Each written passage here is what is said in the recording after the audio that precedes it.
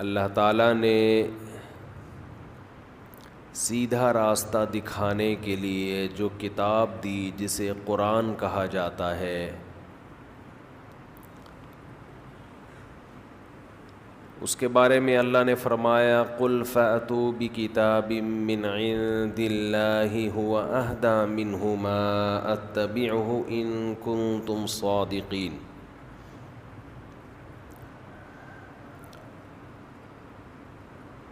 قرآن سے پہلے اللہ نے تورات اور انجیل کو نازل کیا،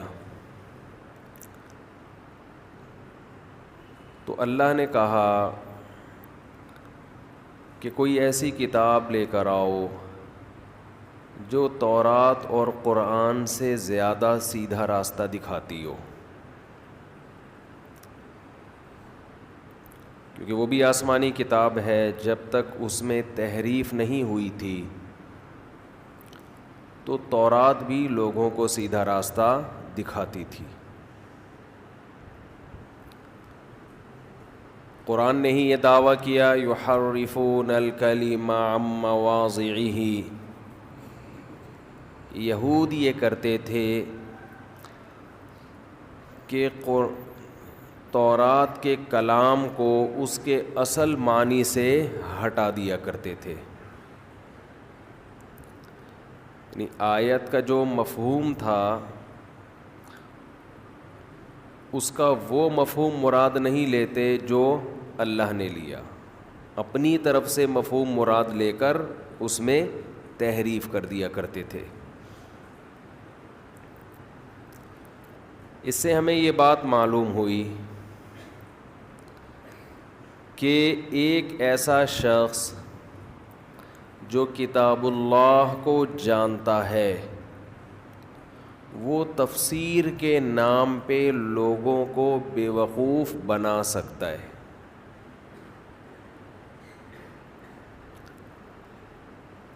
پتہ کیسے چلے گا کہ یہ بیوقوف بنا رہا ہے یا صحیح تفسیر کر رہا ہے؟ لوگ اکثر یہ کہتے ہیں کہ ہمارے سامنے جب کوئی تفسیر بیان کرے گا ہم اپنی عقل سے سوچیں گے کہ یہ صحیح کہہ رہا ہے یا غلط۔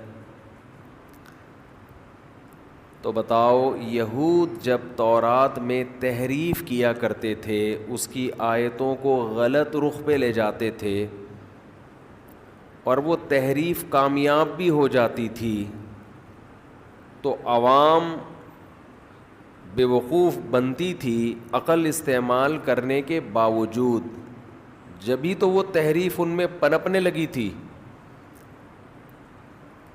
پڑھا لکھا آدمی، اس کو اللہ نے یہ طاقت دی ہوتی ہے کہ وہ بات کو گھما سکتا ہے۔ آج بھی یہ ممکن ہے کہ کوئی قرآن مجید کی آیتوں کو غلط پیش کرے آپ کے سامنے، گھمائے ان آیتوں کو، اور آپ اس کی وجہ سے بیوقوف بن جائیں۔ تو یہ پتہ کیسے چلے گا کہ یہ صحیح بات کر رہا ہے یا غلط؟ اس کے دو طریقے ہیں۔ ایک طریقہ تو یہ کہ آپ خود سے پراپر طریقے سے قرآن کا علم حاصل کریں۔ دوسرا طریقہ یہ ہے کہ آپ یہ دیکھیں کہ بیان کرنے والا جو تفسیر پیش کر رہا ہے وہ اسلاف سے میچ کرتی ہے یا نہیں کرتی، کوئی ایسی رائے تو نہیں لے کر آ رہا جو اسلاف کی رائے نہیں تھی۔ یہ تو خیر درمیان میں ایک بات آ گئی ایک علمی نکتے کی، اس لیے میں نے آپ کے سامنے پیش کر دی۔ آج بیان کا میرا یہ ٹاپک ہے نہیں، جو ٹاپک ہے میں اس پر آ رہا ہوں۔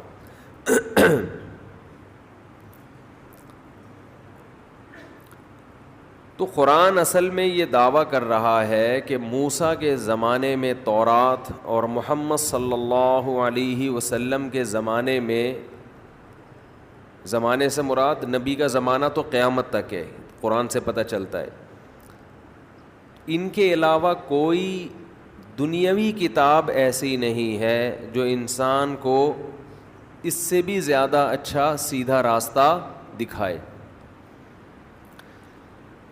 اور واقعی نہیں ہے۔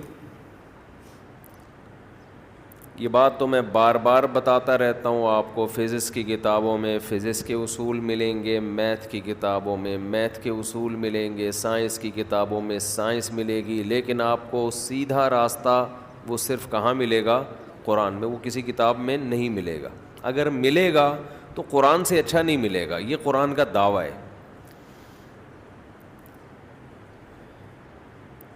اب ہم چونکہ قرآن کو مانتے ہیں،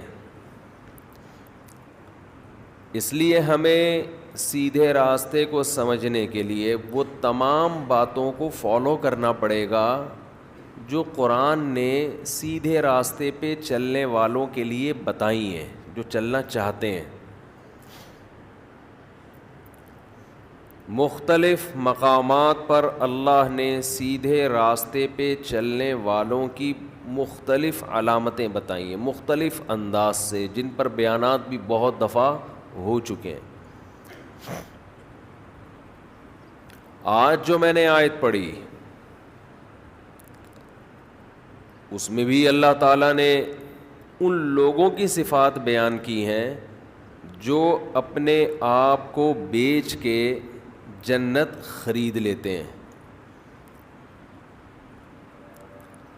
بھائی ویڈیو نہ بنائیں، یہ لکھا ہوا ہے نا۔ سیدھے راستے پہ چلنے والوں کی ایک علامت یہ ہے کہ ایک دفعہ ان کو بتایا جائے تو بات سمجھ میں آ جاتی ہے۔ دیکھیں لکھا ہوا ہے کہ ویڈیو نہ بنائیں، پھر بھی بنا رہے ہوتے ہیں لوگ، جبکہ دیکھ بھی رہے ہیں۔ تو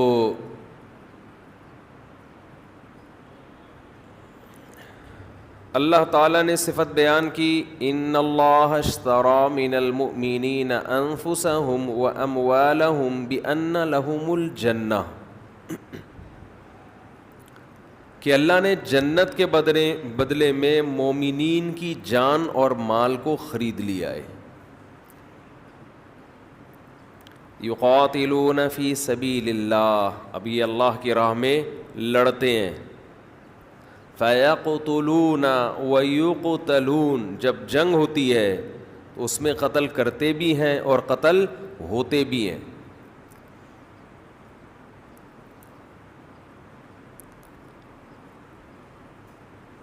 وعدن علیہ حقا فی التوراۃ والانجیل والقرآن، اللہ کہتے ہیں یہ جو مجاہدین ہیں ان سے میں نے جنت کا وعدہ تورات میں بھی کیا، انجیل میں بھی کیا اور قرآن میں بھی کیا۔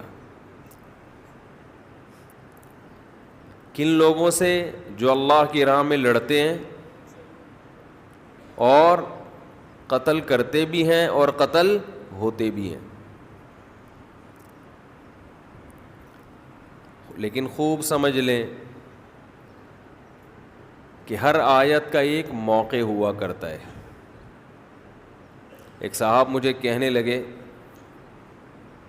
کہ آپ ظالم حکمرانوں کے خلاف لڑتے کیوں نہیں ہو؟ بیان تو کبھی کر دیتے ہو، لڑتے کیوں نہیں ہو؟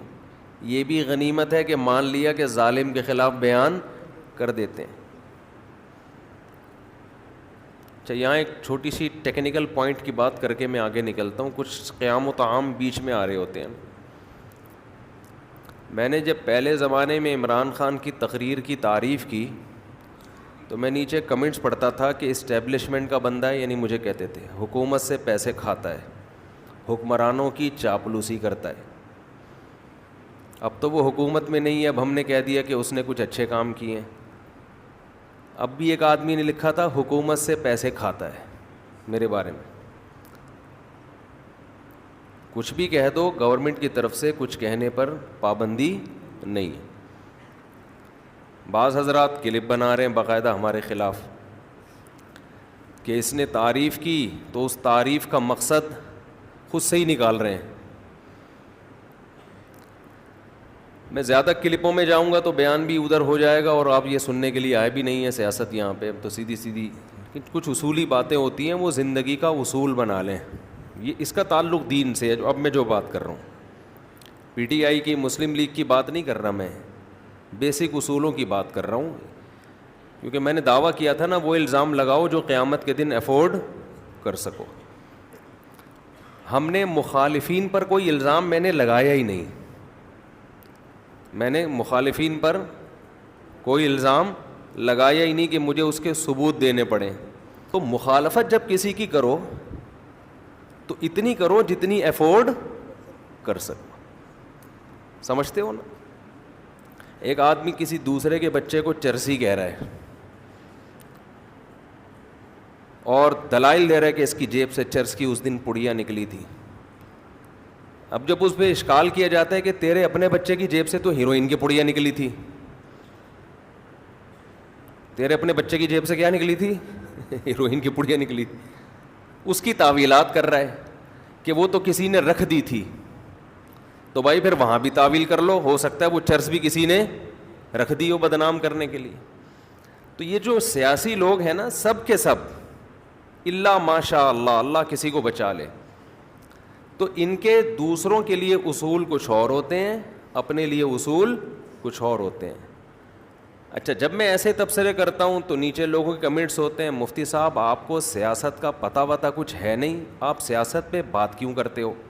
سمجھتے ہیں نا؟ تو ہم اتنی بات کرتے ہیں جتنی افورڈ کر سکیں. پتہ ہمیں اس سے زیادہ ہوتا ہے، لیکن وہ ہم کرتے اس لیے نہیں ہیں کہ وہ آپ افورڈ نہیں کر سکتے. سمجھ رہے ہیں نا؟ جو ہمیں پتہ ہوتا ہے نا، وہ اس سے زیادہ آگے کا پتہ ہوتا ہے، لیکن ہمیں یہ پتہ ہوتا ہے کہ پبلک افورڈ نہیں کر پائے گی، تو ہر بات کہنے کی نہیں ہوتی. تو اس لیے کبھی بھی کسی پہ الزام لگاؤ، یہ سوچ لیا کرو کہ اس نے لگا دیا تو کیا ہوگا. وہ طوطے والی بات یاد رکھو نا، وہ طوطا نہیں تھا، کیا ہوا.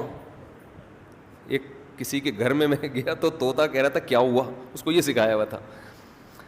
دوسرا، علماء کا ایسا میسج دنیا کے سامنے کبھی نہیں جانا چاہیے کہ اگر کوئی داڑھی والا نبی کی بات کرے، واہ واہ، بغیر داڑھی والا کرے تو ہم اس کو غلط قرار دیں. اس سے جو لبرل لوگ ہیں نا، ان کی نظر میں یہ میسج جاتا ہے کہ یہ لوگ صرف داڑھی والوں کو دین کا ٹھیکیدار سمجھتے ہیں. اگر کوئی عام آدمی اللہ رسول کی بات کر لے تو وہ غلط ہے. یہ میسج جا رہا ہے پبلک میں، یہ گراؤنڈ ریئلٹی ہے. تو اس میسج کی نفی کرنا علماء کی ذمہ داری ہے یا نہیں ہے؟ اس لیے ہم یہ ٹاپک اچھالتے ہیں، اس لیے ہم یہ اس ٹاپک کو ممبر پہ بیان کر دیتے ہیں کہ آپ اپنی صفوں میں اعتدال